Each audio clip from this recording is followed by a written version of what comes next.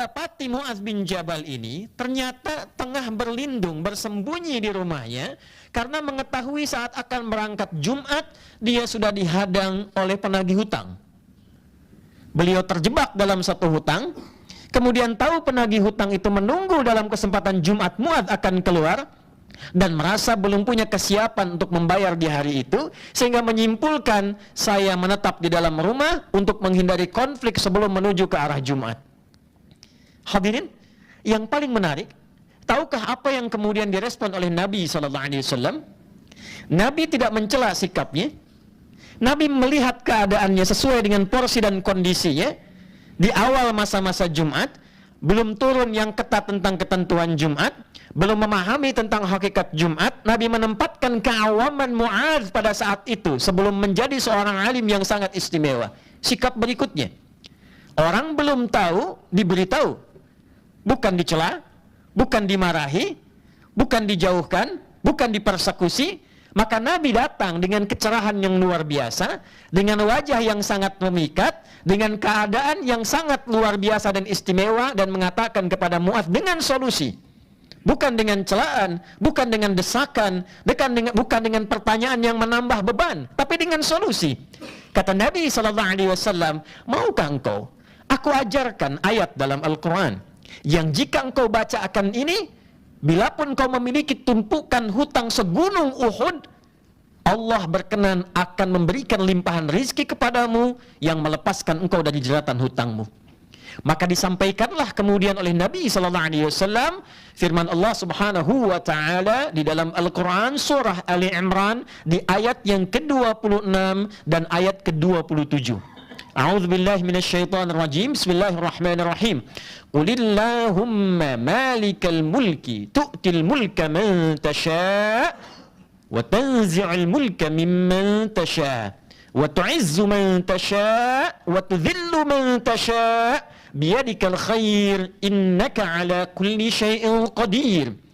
Tulijul laila fil nahar wa tulijul nahara fil lail wa tukhrijul hayya minal mayyiti wa tukhrijul mayyita minal hayy wa tarzuqu man tasha' bighairi hisab.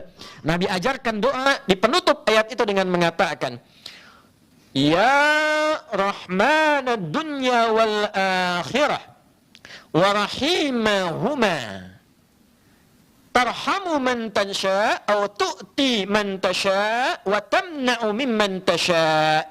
Allahumma arhamni rahmatan tughnini birahmatika an rahmati man siwak. Dalam riwayat lain, aqdi daini. Ya Allah, dengan semua kandungan yang tercantum di dua ayat ini, keluasan rahmatmu yang meliputi seluruh semesta, khususnya langit dan bumi, maka dengan rahmatmu yang menguasai segala hal, anugerahkan dengan limpahan rahmat itu kemampuan kepada hamba untuk melunasi hutang-hutang hamba. Kemampuan kepada hamba. Dia tidak minta uang turun dari langit. Dia tidak minta dinar dan dirham turun dari langit. Dia diajarkan oleh Nabi minta kepada Allah Subhanahu wa ta'ala kemampuan untuk melunasi utang-utang yang terjerat dengan itu dalam kehidupan hariannya. Hadirin, satu kisah. Nanti kita akan simpulkan di akhir bahwa setelah kejadian itu Mu'adz bertawakal kepada Allah, berikhtiar menjemput makna ayat tadi, dan kemudian mendapatkan rizki yang diinginkan, yang bahkan bukan hanya melunasi utangnya, tapi mengangkat derajatnya di sisi Allah Subhanahu wa ta'ala, sehingga menjadi tokoh yang kita kenal sampai detik ini. Hadirin, di sisi yang berbeda, kisah ini didokumentasikan oleh Imam Abu Daud dalam sunannya, nomor hadis 1555, yang kelak kemudian diriwayatkan sampai kepada kita melalui tokoh utama. Bila tadi sahabat Mu'adz bin Jabal, sekarang berpindah kepada sosok namanya Abu Umamah. Abu Umamah satu ketika datang ke masjid, seperti keadaan kita sekarang. Dia duduk di satu bagian di masjid, wajahnya begitu muram, keadaannya lesu. Datang Nabi SAW, ini pelajaran penting sekali terkait dengan ekspresi yang kita tampilkan dalam kehidupan. Nabi itu melihat orang akan sesuai dengan keadaan yang dibutuhkan orang itu, dan melihat wajah itu orang punya harapan. Gimana caranya orang punya persoalan, melihat wajah kita itu tidak menambah beban. Dan dia mendapatkan harapan, walaupun belum tentu apa yang didapatkan dari orang itu menjadi solusi. Tapi setidaknya, sebagai seorang muslim, bertemu dengan siapapun bagaimana orang itu bisa gembira. Melihat pada diri kita ada kebaikan. Melihat diri kita mendapatkan satu harapan-harapan kemuliaan. Tidak pernah didapatkan gambaran dari wajah Nabi Muhammad SAW ketika dipandang oleh siapapun, dilihat oleh siapapun, kecuali mereka gembira memandangnya, mereka punya harapan dalam pandangannya, dan mendapatkan kasih sayang dalam pertemuannya. Itulah ainur rahmah, cara pandang Nabi SAW. Datang dengan senyuman, bertanya Nabi, apa gerangan yang membuat engkau begitu tertekan sehingga keadaan dirimu begitu layu dan seakan kehilangan harapan? Dia berkata, ya Rasulullah, au bima ma'na, saya tertekan dengan keadaan hutang yang mendera saya saat ini, penuh dengan tekanan. Saya datang ke masjid untuk mengadu. Maka apa yang Nabi sampaikan? Maukah engkau aku ajarkan satu doa? Hadirin, bisa Nabi mengeluarkan dari sakunya untuk mengatakan, pergi, bawa ini, lunasi hutangmu. Tapi apa yang Nabi ajarkan yang lebih istimewa daripada itu? Nabi tidak memberikan ikannya, Nabi memberikan kailnya. Yang kail itu bukan sekedar menjadikan ia tertancap di dalamnya, tapi menautkan dirinya dengan ikhtiar, dengan jalan tawakal kepada Allah Subhanahu wa ta'ala. Maka hal pertama yang diajarkan oleh Nabi yang menarik, Nabi katakan, kul, bacalah ini. Allahumma inni a'udzubika minal hammi wal hazani wa a'udzubika. Ini bagian yang kedua yang sangat menarik, saudara. Bagian kedua yang sangat menarik, bukan hanya satu part, dua part, sampai kepada tiga bagian part. Allahumma inni a'udzubika minal hammi wal hazani wa a'udzubika minal ajzi wal kasali wa a'udzubika minal jubni wal bukhli. Baru yang terakhir, part akhirnya, wa a'udzubika min ghalabati daini wa qahdir rijal. Ya Allah, hamba menautkan kebutuhan hamba kepadamu, yang dengan itu hamba ingin berikhtiar mengentaskan kesulitan hamba dan menghilangkan tekanan dari utang yang mendera. Hamba mohon ya Allah, lindungi hamba dan jauhkan hamba, yang pertama, minal hammi wal hazani, dari kegelisahan yang membuat hamba meratap dalam hidup dan larut dalam kesedihan. Ternyata saudara, yang diajarkan oleh Nabi, permintaan yang pertama itu bukan limpahan hartanya, bukan uangnya, bukan materi untuk melunasi utangnya. Ada yang lebih penting daripada itu. Kemampuan kita berikhtiar untuk menjemput anugerah Allah dari rizki itu. Jika datang kesedihan, jika larut dalam ratapan, tidak pernah muncul kemudian kemampuan yang tangguh itu. Jadi hal pertama yang diajarkan oleh Nabi, apapun yang menimpa kita, yang terjadi dalam kehidupan kita, bila Allah telah tetapkan, hadapi. Allah telah anugerahkan pada kita kemampuan yang istimewa untuk menghadapi segala apapun. Namun terkadang dengan pesimisme, dengan kesedihan, hazan, dengan ratapan, tugas apapun, walaupun Anda punya kemampuan, tapi Anda dirundung oleh pesimisme yang mendalam, sekecil apapun tugas tidak akan pernah bisa diselesaikan. Maka yang pertama Nabi mengajarkan, ini bukan masalah utangnya, ini masalah mentalmu, kata Nabi. Tapi disampaikan dengan bahasa yang lembut, jauhkan diri dari sikap pesimis. Engkau kan tahu Allah Tuhan yang maha luas, Allah Tuhan yang pemberi, dititipkan padamu kemampuan yang luar biasa, didesain dengan ketentuan yang sangat luar biasa. Tapi kalau engkaunya pesimis, mentalmu jatuh dalam ratapan, jatuh dalam kesedihan, jangankan yang besar, hal kecil pun tidak akan pernah engkau bisa tuntaskan. Maka doa yang pertama memberikan motivasi, mengangkat semangat kita, apapun yang ada di hadapan kita, tugas apapun, Allah telah berikan kemampuan pada kita untuk menyelesaikannya jika kita selalu optimis menatap setiap peluang yang ada di hadapan kita. Allahumma inni a'udzubika minal hammi wal hazani wa minal ajzi wal kasal, dan dari sifat lemah diri dan pemalas. Hadirin yang kedua, ini ada pekerjaan, kerjakannya, aduh malas nih, wah capek kayaknya nih, wah ini suasananya nggak memungkinkan. Sikap semacam itu tidak menyelesaikan masalah. Maka ternyata di samping ada kemampuan positif dalam diri kita untuk menyelesaikan berbagai hal, ada juga bagian tertentu yang kadang diprovokasi oleh setan untuk muncul melemahkan sikap optimis kita. Rasa malas itu tidak positif. Merasa lemah itu tidak produktif. Kalau Anda ingin menyelesaikan tugas, proyek sebesar apapun, tampilkan sikap optimisme. Jauhkan sikap malas. Datang lebih awal, kalau perlu pulang lebih akhir, koordinasikan dengan baik, tampilkan sikap optimis yang mendalam. Tugas, setidaknya dengan optimis, setengah pekerjaan kita selesai dilakukan. Itulah sebabnya kenapa sa'i diawali dengan sofa dan menjemput marwah. Marwah itu puncak harapan tertinggi yang ingin kita raih. Sa'i itu bukan lari-lari kecil. Sa'i itu dalam bahasa Arab artinya usaha yang serius, yang sungguh-sungguh. Sekalipun untuk mencapai itu Anda mesti berlari. Tapi dimulai dengan sofa. Dari kata tasfiyah, menyaring sesuatu yang kotor sehingga melahirkan yang bersih. Anda ingin menyaring satu air yang sudah Anda pompa sehingga lahirnya jernih. Anda saring yang kotornya keluar, muncul jernihnya. Itu tasfiyah saringannya, yang sikapnya disebut dengan sofa, yang keluar disebut dengan sufi. Itu sifatnya. Jadi ketika kita sifatnya bersih, saring, malas, saring, ratapan, saring, pesimis, hilangkan. Kelemahan, jauhkan. Optimis, majukan. Maka orang yang bergerak dengan sikap-sikap positif, dia sudah ada di puncak bahkan sebelum dia bergerak dan menjemput marwah yang dia inginkan. Allahumma inni a'udzubika minal ajzi wal kasali wa a'udzubika minal jubni wal bukhli. Dan aku berlindung padamu ya Allah dari sikap pecundang dan pelit. Setelah dapat rizkinya, setelah dia berusaha, setelah diberikan kemampuan, ternyata tak punya kemampuan untuk berbagi. Itu disebut oleh Nabi, orang yang dititipkan rizki, dengan peluang dia mencari amal soleh dengan rizki itu, mudah bagi Allah titipkan pada hamba yang lain. Tapi ketika Allah titipkan pada dirinya, baik dengan ilmu, dengan kedudukan, dengan harta, bahkan dengan tenaga, ternyata hikmah dibalik semua titipan itu agar kita mencari legasi terbaik sebelum pulang kepada Allah. Jadi kata Nabi, kalau ada orang diberikan kelebihan, setelah dirinya cukup, keluarganya cukup, kerabatnya cukup, dan dengan itu dia menatap kebaikan ke depan, belum mampu untuk menggunakan itu sebagai instrumen beramal soleh, disebut oleh Nabi sikap pecundang seperti itu. Hanya mementingkan keadaan dirinya yang belum tentu semua yang Allah anugerahkan pada dirinya itu bisa membuat dia abadi dalam kehidupan. Maka ini bagian ketiga, baru setelah mentalitas itu kuat.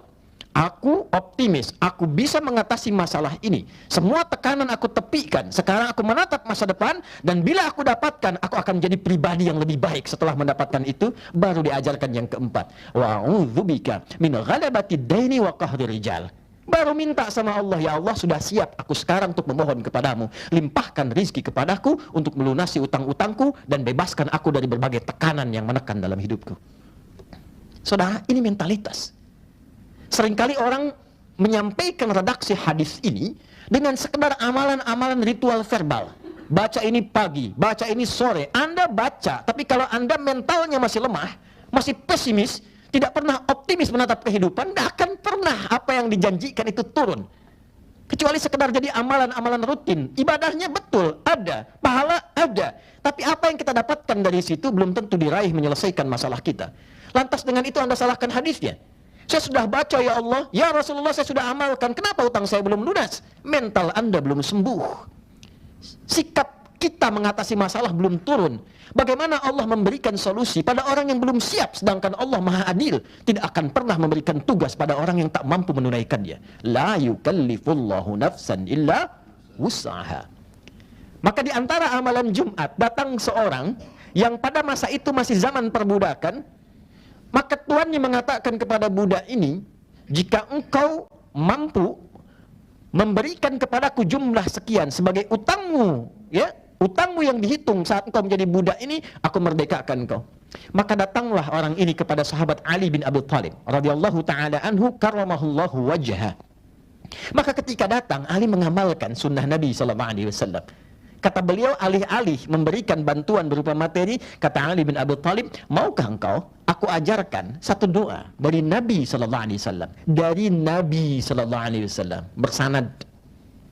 Maukah engkau aku ajarkan satu doa dari Nabi sallallahu alaihi wasallam yang jika engkau baca akan ini, yang kelak oleh para ulama didokumentasikan sebagai doa yang sering dibacakan dalam Jumat, khususnya dalam kesempatan duduk di antara dua khutbah itu. Maka diajarkanlah oleh sahabat Ali bin Abi Thalib radhiyallahu taala anhu, Allahumma kfini bihalalika an haramik, Wa aghnini bifadlika amman siwak. Dalam riwayat lain, Allahumma kfini bihalalika an haramik. Wa aghnini bita'atika an maksiyatik. Wa bifadlika amman siwak. Ya Allah, mohon cukupkan hidupku dengan semua yang halal darimu saja. Dan jauhkan aku dari perkara-perkara haram yang tidak ditetapkan olehmu. Dan mohon ya Allah, kayakan aku dalam hidupku. Pertama dengan amalanku kepadamu. Jadi mendahulukan amalnya untuk bekal pulang. Ini orang visioner. Karena doanya dari Nabi. Anda mau datang ke sini, ke Sudirman, ke masjid ini, bukankah butuh bekal? Anda pulang, tak mungkin pulang tanpa bekal. Anda mau pakai kendaraan, butuh bensinnya, ada bekalnya. Besok lusa, waktunya tiba, kita pulang menghadap Allah. Pindah tempat, sama-sama butuh bekal. Saudara, dengan logika yang sama, bekal apa yang kita siapkan kalau kita pulang kemudian kepada Allah? Kan hukum pindah tempat itu mengatakan secara logika, mesti ada bekal. Anda pindah dari Jakarta ke Bandung, mesti ada bekal. Interdunia saja Anda perlu bekal. Sekarang Anda pindah alam, pindah dimensi. Dari dunia ke akhirat. Pertanyaan dasar pertama, bekalnya apa? Beruntungnya, berbahagianya kita sebagai muslim, semua konsep kehidupan itu jelas. Di alam kubur bekalnya ini, amalannya ini, pertanyaannya ini, keadaannya begini. Di akhirat bekalnya ini, caranya begini, kehidupannya begini, mengatasinya begini, solusinya begini. Anda silahkan cari di buku manapun, referensi manapun yang menjelaskan etapa kehidupan dengan semua solusinya, Anda tidak akan temukan. Kecuali di dalam petunjuk-petunjuk keislaman, baik dalam Al-Quran ataupun hadis Nabi Muhammad SAW. Bekal kita apa? Maka ketika meminta, orang yang visioner berpikir panjang diajarkan oleh Nabi, hei, engkau tinggalkan dunia, sifat dunia hilang. Engkau pejabat, meninggalkan dunia, jabatanmu hilang. Silakan Anda cek di semua makam nisan kuburan, apakah jabatan disebutkan? Anda hanya akan temukan harapan tertingginya bukan jabatan. Almarhum. Almarhum itu yang disayang oleh Allah. Bagaimana kita pulang disayang Allah? Bagaimana bisa disayang? Kalau untuk salat belum semangat, untuk baca Quran belum mampu, semangat tidak ada. Nabi menghargai orang yang ingin baca Quran dengan segenap kemampuannya. Walaupun dia belum fasih membacanya, Nabi katakan falahu ajran, dia dapat pahala 2 kali lipat. Orang yang lancar gampang baca Quran, yang tidak lancar pengen dia bisa baca saja, kata Nabi falahu ajran, dia dapat 2 pahala. Pahala keinginan kuat dia untuk membaca, dan yang kedua pahala dari semua bacaan yang bisa dia kumpulkan. Tapi poinnya adalah akhirat didahulukan. Bi ta'atika am maksiatika, ya Allah, berikan hamba kemampuan untuk menaatimu, taat kepadamu dalam salat, taat kepadamu dalam pekerjaan, taat kepadamu di rumah tangga, dan jauhkan hamba dari segala peluang-peluang dan potensi maksiat. Baru yang ketiga, bifadlika amman siwak, ya Allah, anugerahkan hamba darimu rizki yang terbaik, yang paling utama, dan bukan dari sisi lain yang tidak engkau tetapkan. Ketika semua jalan buntu di dunia, serahkan semua urusan kepada Allah untuk memberikan yang terbaik dalam kehidupan kita. Makanya sahabat sering datangnya ke masjid. Minimal apa? Minimal hatinya tenang dulu. Minimal tenang dulu. Jadi ketika hati tenang, hati tentram, pikiran kita jernih. Saudara, jiwa yang tenang melahirkan pikiran yang cemerlang. Anda punya masalah, kita punya masjid. Di gedung ini bahkan disediakan masjid. Datang, turun lantai 3, ambil wudhu, sholat 2 rakaat. Walaupun solusi belum datang, ketenangan itu muncul. Boleh jadi masalah tidak selesai, bukan Anda kurang hebat, bukan Anda kurang mampu, Anda kurang tenang. Itu yang kita butuhkan. Hadis-hadis ini mengajarkan kepada kita bahwa yang pertama, Islam tidak melarang kita berutang, tapi lebih menganjurkan kita untuk mengurangi beban-beban kehidupan. Jika tidak dibutuhkan, tidak perlu dilakukan. Tapi jika itu bagian dari tuntutan, tidak mengapa, asal punya keinginan kuat, komitmen yang sama juga untuk melunasinya. Itulah sikap gentle yang diajarkan dalam Islam. Anda berani minjam, Anda harus bisa berani melunasi. Ketika Anda meminjam, Allah menetapkan di saat yang sama Allah memberi hukum, dia bisa melunasi. Itu kaidah yang pertama yang dibangun oleh Nabi SAW. Bahkan Nabi pun berutang. Nabi pernah berutang dalam bisnisnya, Nabi pernah ditagih bahkan dalam keadaan yang kasar, dan Nabi dengan gentle mengatakan, oh ya, aku punya utang, aku lunasi. mudah bagi Nabi memohon kepada Allah dan langsung hadir rezeki. Tapi kenapa diizinkan dengan skenario demikian untuk memberi contoh pada umatnya? Tidak salah dalam keadaan kita butuh, kita meminjam, tapi juga kita harus optimis untuk melunasi kewajiban kita seperti kita berani dalam meminjam. Yang kedua, perbaiki mentalitas. Jadikan setiap apapun dalam pekerjaan kita memiliki rasa optimis dalam diri kita yang paling dalam bahwa ini sepanjang dihadapkan pada saya bisa saya selesaikan. Ada solusinya, bisa dituntaskan, dan kesedihan itu mungkin datang. Tantangan itu pasti, tapi dihadirkan oleh Allah bukan untuk membuat kita lemah dan pesimis. Tantangan didatangkan kepada kita untuk menguji apakah kita masih serius untuk bisa mewujudkan mimpi-mimpi yang telah kita tenun dari proyek-proyek kehidupan yang telah kita siapkan. Dari mana kita ketahui itu? Sebagai penutup, Al-Quran surah ketiga Ali Imran di ayat 142. Am hasibtum an tadkhulul jannata walamma ya'lamillahu alladhina jahadu minkum wa ya'lamas sabirin. Apa Anda duga begitu mudah meraih kesuksesan? Di dunia pekerjaan Anda ingin sukses? Di akhirat pengen sukses? Semudah membalikkan telapak tangan? Tidak. Kata Allah, walamma ya'lamillahu alladhina jahadu minkum wa ya'lamas sabirin. Sementara belum diketahui pada dirimu kesungguhan engkau untuk mengatasi berbagai ujian kehidupan, untuk menguji engkau apakah serius ingin mencapai kesuksesan itu.